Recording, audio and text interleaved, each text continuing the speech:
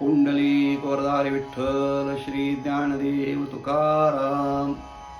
नमस्कार मंडळी, अमृतबिंदू या आध्यात्मिक मराठी यूट्यूब चॅनलवर आपले पुन्हा एकदा स्वागत आहे.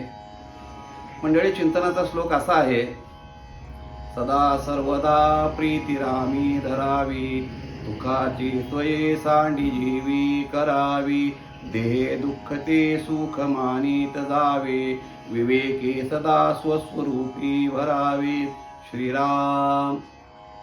मंडळी, या श्लोकाचा काल आपण थोडासा विचार करून आलेलो आहोत की समर्थाने असं सांगितलं की प्रेम हे खरं अंतिम प्रेम रामावरतीच करावं आणि दुःखाचा विचार करू नये, त्याच्या कल्पनाही सोडून द्याव्यात, असा काल आपण विचार केला. पुढे समर्थ या ठिकाणी असं सांगतात किंवा देहे दुःख ते सुख मानित जावे. फार मोठी अडचण आहे बरं का मंडळी, फार अवघड गोष्ट समर्थांनी सांगितलेली आहे या ठिकाणी. आता देहाचं जे दुःख आहे त्याला सुख कसं मानायचं? आपण देहाच्या दुःखानं तर अत्यंत दुःखी होतो. थोडी सर्दी आली, थोडा खोकला आला, थोडं पडसं आलं, थोडं अंग दुखायला लागलं तर मला हे झालं, मला हे झालं, मला हे झालं, आपण सतत त्याच्या भोवती फिरत असतो, त्या आजाराभोवती किंवा त्याच्या विचाराभोवती. आणि इथं तर समर्थ म्हणतात देह दुःख ते सुख मानित जावे. हे कसं काय? तर त्याकरता मनाची खूप तयारी असावी लागते. मनाने असा निर्णय घ्यावा लागतो की हे जे शरीराला आलेलं दुःख आहे हे शरीराचं दुःख आहे, माझं नाही आहे. याकरता मी आणि माझं शरीर ह्या दोन वेगळ्या गोष्टी आहेत, हे आपल्या मनावरती बिंबणं फार महत्वाचं आहे. त्याला देहबुद्धी असं म्हणतात. त्याचा विचार मंडळी आपण नंतर पुढे करणारच आहोत. पण तुर्तात एवढं बघायचं आहे की देहाचं दुःख हे दुःख वाटू नये, याकरता मनुष्यानं मी देहापासून वेगळा आहे अशा प्रकारचा एक दृढ समज आपल्या मनामध्ये बिंबवून घेणं गरजेचं आहे. महात्म्यांचा जर विचार केला आपण तर त्यांना देहाचं दुःख हे दुःख का वाटत नाही? त्यांच्या देहाला दुःख होत नाही का? तर दुःख होतं मंडळी, खूप दुःख होतं. जेवढं तुम्हा आम्हाला होतं तेवढं त्यांना होतं. तरी सुद्धा ते दुःखामध्ये आनंदी का असतात? याचं वैशिष्ट्य काय? तर त्या देहापासून स्वतःला ते वेगळे समजतात. देह म्हणजे मी समजत नाही, हे त्याचं मुख्य कारण आहे. आणि दुसरं कारण असं की देहाचं दुःख हे देह प्रारब्धानं आलेलं दुःख आहे, त्यामुळं त्याला दुःख मांडलं तरी भोगावं लागणारच आहे आणि सुख मांडलं तरी भोगावं लागणार आहे. पण त्या भोगण्यामधला थोडासा मानसिक त्रास कमी होतो, हे त्याचं मानसशास्त्र आहे. सतत मी आजारी आहे, मी आजारी आहे, मी आजारी आहे असं जर म्हणत राहिलो तर आजारपण वाढत राहतं.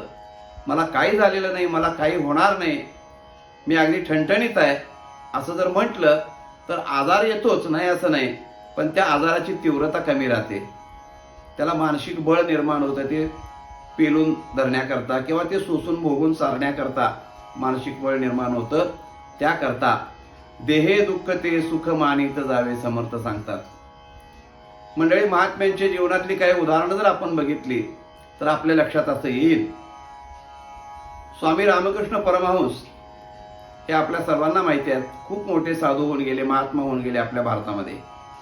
तर त्यांच्या जीवनामध्ये त्यांच्या अंतिम काळाला देहावसानाच्या काही अगोदर त्यांना दुर्धर असा आजार झाला. घशाचा कॅन्सर झाला त्यांना. घशाचा कॅन्सर, फार वाईट अवस्था झाली. आज सुद्धा कॅन्सर म्हटल्यानंतर आपण गर्भगळीत होतो, भयानं आपली गाळण उडते की आता आपण जगत नाही.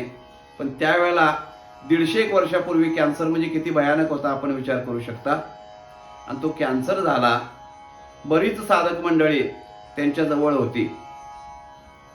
त्यातल्या काही साधकांनी त्यांना विचारलं की स्वामीजी, एवढा दुर्धर आजार तुम्हाला झालेला आहे, घशातून तुमच्या रक्त पडते, रक्ताच्या गुळण्या होतात, तुम्ही काही खाऊ शकत नाही, इतक्या यातना होतात, तरी तुम्ही आनंदित कसे काय दिसता?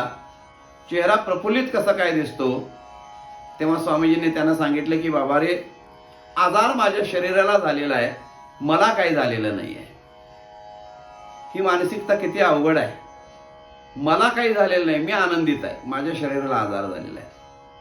त्याच्या पुढे एका साधकाने प्रश्न विचारला की स्वामीजी, तुम्ही काली मातेचे एवढे उपासक आहात, काली माता तुमच्या बरोबर बोलते, तुमच्या सोबत असते, तुमचे सगळे लाड पुरवते, मग त्या काली मातेला हा आजार तुम्ही बरा करायला का सांगत नाही? तेव्हा गुरुजींनी उत्तर दिलं की म्हणले, बेटा, काली मातेला सांगितल्यानंतर ती बरा करेल, त्यातही काही वेळ लागणार नाही, परंतु हे जो माझा भोग आहे या देहामध्ये राहून मला तो संपवायचा आहे. कारण तो जर शिल्लक ठेवला तर पुढं ते आपल्याला व्याजासकट फेडावं लागेल, पुढं जास्त दुःख होईल. त्यामुळे मी तो भोगून संपवेन, याकरता मी तो मातेला आजार बरा करायला सांगत नाही. म्हणून त्या आजारपणामध्ये सुद्धा आनंदित प्रफुल्लित असणं हे फार मोठं साधुत्वाचं लक्षण आहे. ते स्वामी रामकृष्ण परमहंसांच्या ठिकाणी आपल्याला बघायला मिळतं. तुकोबारायांचं जर उदाहरण घेतलं आपण, तर महाराजांना सुद्धा एकदा हिवताप झालेला होता. इतका झालेला होता की शरीर जर्जर झालं, परंतु महाराजांनी त्याचं दुःख मांडलं नाही. त्या आजारामध्ये सुद्धा महाराजांच्या मुखातून अजरामर असं काव्य बाहेर पडलं. त्या अभंगांना आपण पत्रिकेचे अभंग असं म्हणतो. पांडुरंगाचा कळवळा त्यांनी भाकला, पांडुरंगाला विनवणी केली की देवा, मला आजारपणाचं काही वाटत नाही, शरीराच्या असण्या नसण्याचंही काही वाटत नाही, परंतु तुझी वारी करायची चुकली, तुझ्यापर्यंत येऊ शकलो नाही, तुझं दर्शन घेऊ शकलो नाही, याचं दुःख वाटतं. अशा स्वरूपाचे जे अभंग लिहिले त्याला पत्रिकेचे अभंग असं म्हणतात. असं आजारपणामध्ये एक अजरामर काव्य एका महात्म्याच्या मुखातून बाहेर पडतं. म्हणजे देहे दुःखते सुख मानित जावे, हे जे समर्थांनी सांगितलं ते किती सार्थ आहे हे आपल्या लक्षात येईल. आणि तुकाराम महाराजांनी पांडुरंगाला असं सांगितलं की देवा, माझे जे भोग आहेत माझ्या शरीराच्या कर्माप्रमाणे आलेले ते मी भोगीनच, त्याची जबाबदारी तुझ्यावर देणार नाही. महाराज म्हणतात, येईल तो भोग भोगीन आपुला, येईल तो भोग भोगीन आपुला, न घाली विठ्ठला भार तुझ, न घाली विठ्ठला भार तुझ, येईन तो भोग भोगीन आपुला.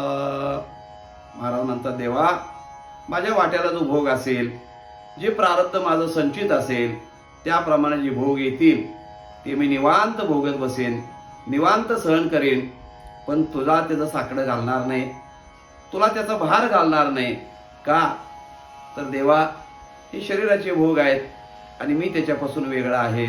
अशा प्रकारची अवस्था विचाराची झाल्यानंतर मग देह दुःखते सुख मानित जावे, अशी अवस्था निर्माण होते. मंडळी, तुम्ही आम्ही सामान्य सांसारिक माणसं आहोत. तुम्हा आम्हाला ही साधू महात्म्यांची अवस्था येणं फार कठीण आहे. आपल्याकरता जर आपण विचार करायचा झाला तर इतकाच करू शकतो की आजारी पडलो आपण, काही त्रास झाला, काही दुःख झाले, तर ती तात्पुरती आहेत असं समजावं.